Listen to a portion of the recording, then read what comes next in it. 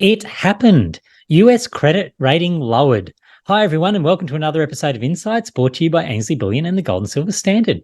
Today, we welcome back Sam, who's been looking at, well, it's not really the first time we've been looking at this situation. It's been an ongoing discussion that he and I have been having and others on the platform as well. This idea that the US is really running quite an unsustainable path with their debt. And at some point, that was going to come home to roost, or at least have some flow-on consequences. Maybe we're at the very start of that. So how are you going, Sam? Great, Chris. How are you? It's a topic I know you would have been a bit feisty about as well. Yeah, of course. And it's come up so many times as well. And now finally it's starting to appear in mainstream news as a much bigger issue. Absolutely. And I mean, we have been talking about this for the past few weeks specifically because it's just been really, as you said, coming up in mainstream news, even before now, of this idea of BRICS and other alternatives, and people starting to look at the US dollar and debt and what's underlying it all. But now to look at that, where you've got some of these rating agencies seemingly saying that it's also unserviceable. Look at what happened. Like, what do you think? Can you give us maybe a bit of background where we are now, what the setup is here?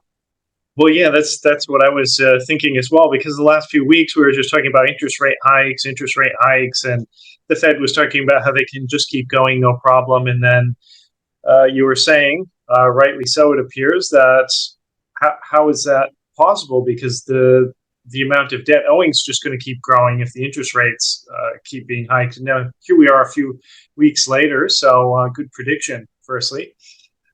And look, how did we get here? Well, it's something that it seems like the debt ceiling is something that they don't want to be there at all. They just want to get rid of the debt ceiling. And they have been using these rating agencies as kind of like almost like a gun, kind of pressuring the politicians to not give any resistance to raising the debt ceiling. Just let it go, or else we're going to punish, the reputation of the United States and lower your rating.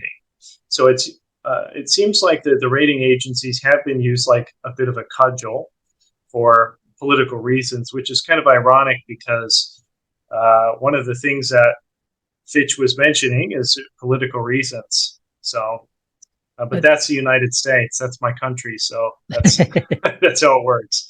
That certainly seemed to be the focus of a big part of their decision around that change in rating. But there was something specifically mentioned in there around this idea of standoffs. And I know we've seen that recently, but it's not just the recent one. We've had the last few times we've approached that debt ceiling. It's been this whole, we're going to hold you to ransom, whichever party's in power, and the other party, having some level of power that they can do that.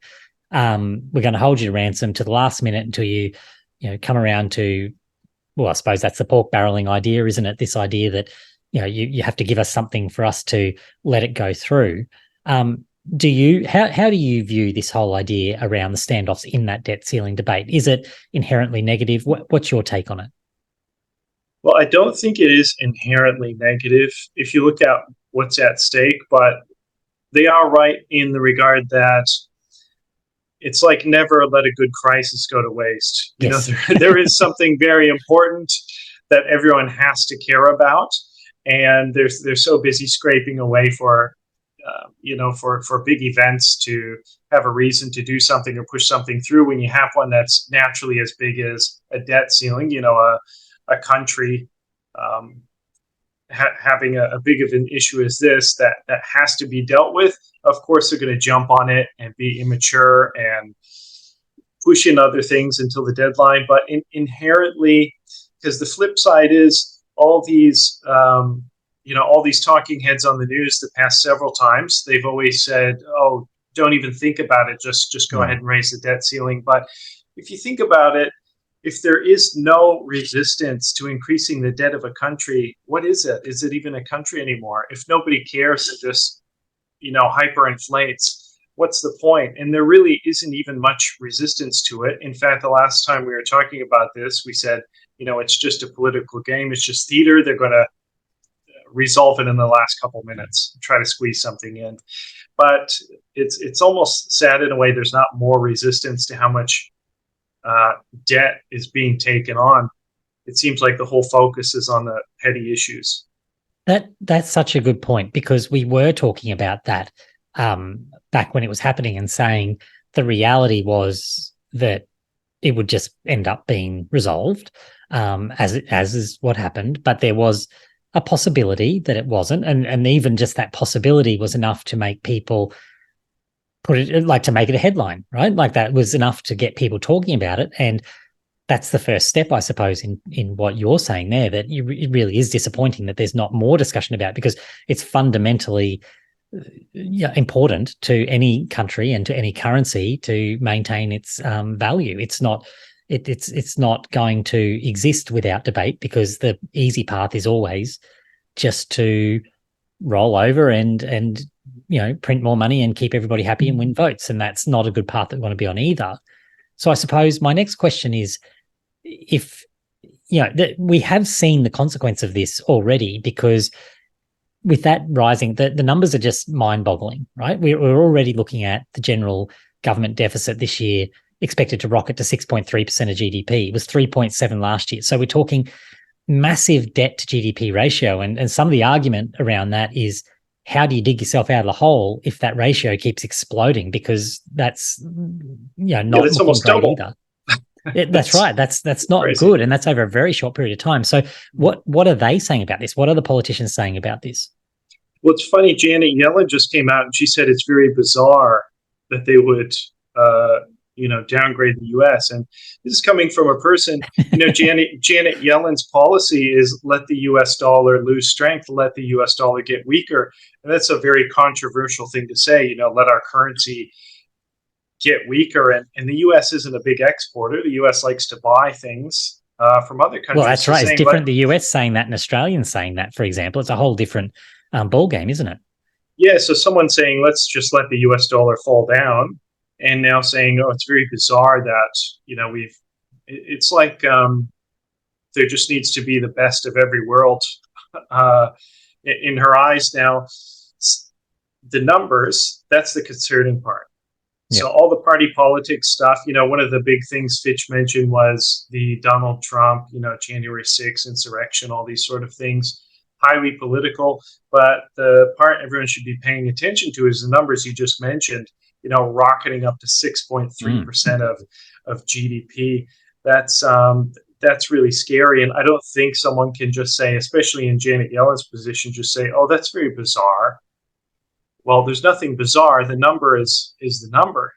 2 + 2 is 4, whether anyone likes it or not. This number is a bad number, whether anyone likes it or not. So it's not bizarre. It's just showing what's actually happening in black and white, and that they actually need to start restructuring and be able to minimize this debt.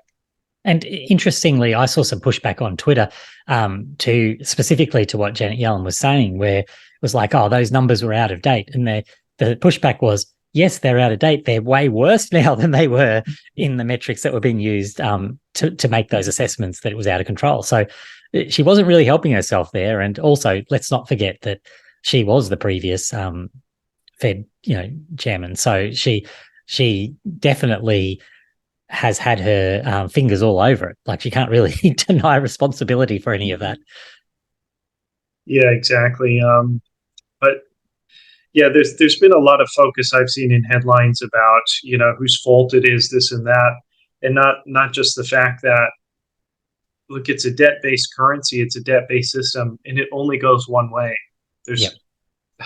It's just whether we go that way down the staircase, or if we go that way out of the window. There's a fast way and a slow, more steady way, and I think everyone would like the slow and steady way. They certainly would. So I suppose to wrap this all up, the over the next 3 years, according to the article and what you wrote today, the picture isn't great. There's a bit of dark clouds. It's a bit gloomy. What are some of your long-term projections based on what you see from where we are now and that news we have today, really cementing this idea that it's not really under control? Well, I'll compare mine to theirs. So in that article, if you have a read on the website, and this is coming from Fitch's statement as well. They're looking at, and this is data, this is government data as well. They're looking at Medicare, so a part of Medicare essentially going bankrupt, or in the next, little over a decade. And then they're also looking at Social Security just running out of money in 2033. Now that's shocking. That would be a horrible blow to the country. But like the U.S. is like a bunch of other countries. There's a growing aging population. Then there's a younger population meant to take care of them, and people have the misconception still that everyone's paying for their own retirement. That's not the way it works with a lot of these social programs. Like in the U.S., when people are paying into Social Security and these things, they're paying the current recipients, and then when they're older, they have to depend on someone to pay theirs.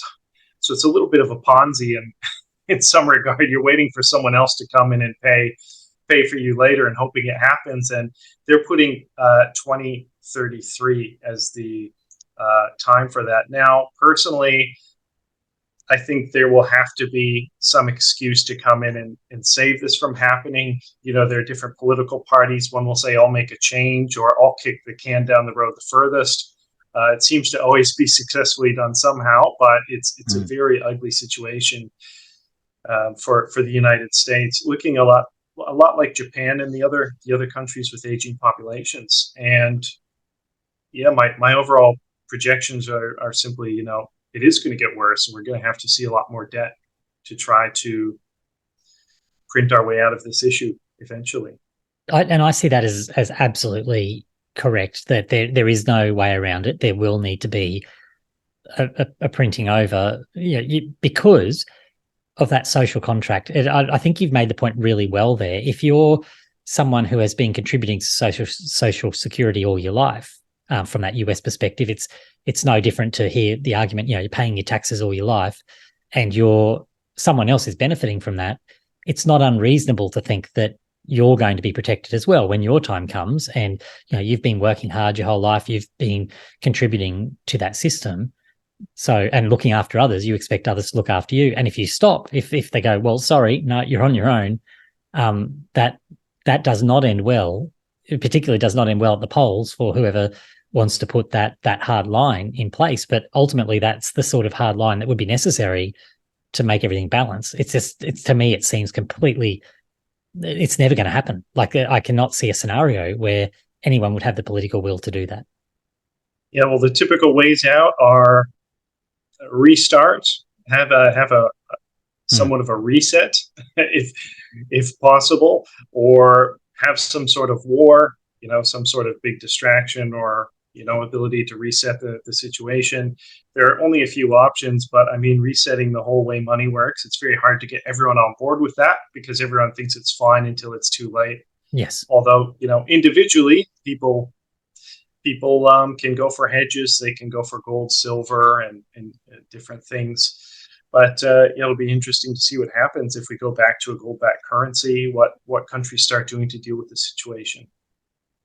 It's certainly a interesting time to be alive, because you can see so many of these big issues that have been that have caused, like you said, those massive, whether it's a reset or whether it's a war or some other major distraction, all those things that have happened historically, well, that was a long time ago, but we're living through the equivalent of that now. So it's interesting to watch, because we're sort of seeing history unfold as we go, I suppose.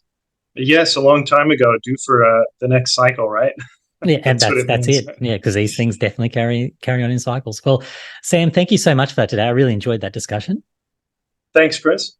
Thanks, everyone, for watching. If you have any questions, comments, whatever, reach out on those social platforms. That's actually us for this week. We'll be back on Tuesday with Alex at this stage to discuss all things markets and metals. So until then, have a great weekend and rest of the week, everyone.